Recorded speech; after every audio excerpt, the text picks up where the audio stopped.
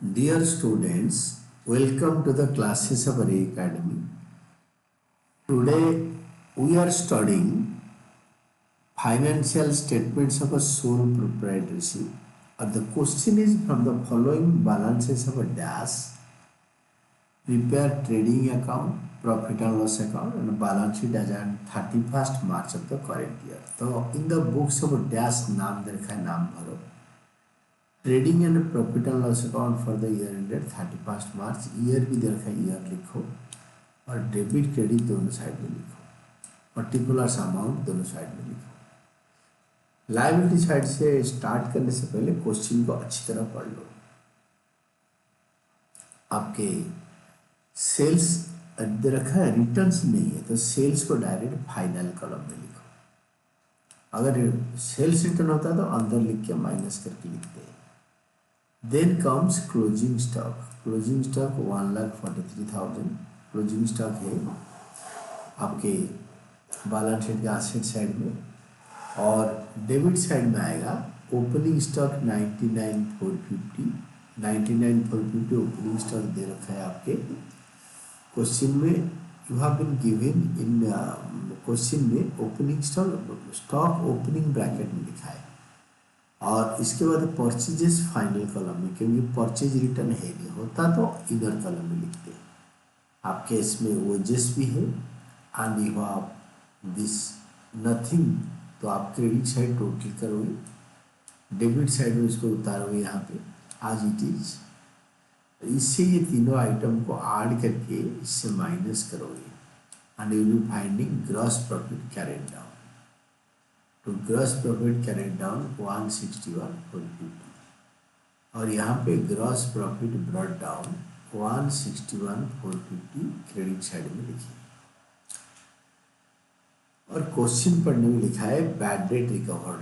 किसी ने हमारा पैसे खाकर डेटर को हमने उधार पे बेचा विद गुड फेथ के पैसे मिलेगा और पैसे लेके भाग गया तो हमने वापस नहीं ले पाए that is called bad debt.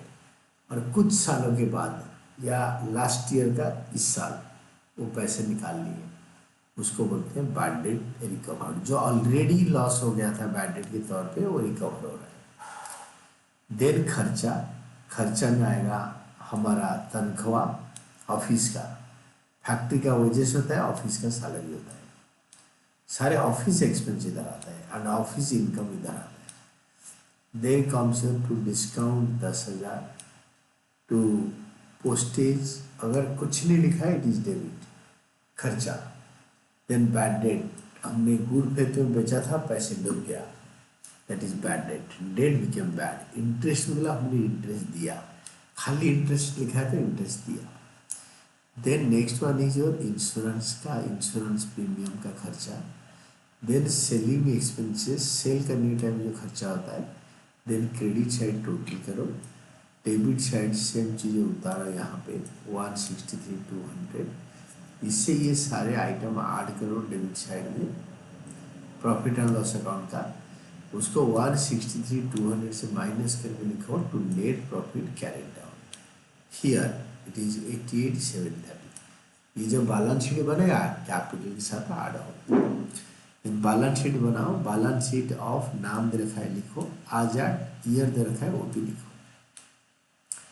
Liabilities amount and assets amount.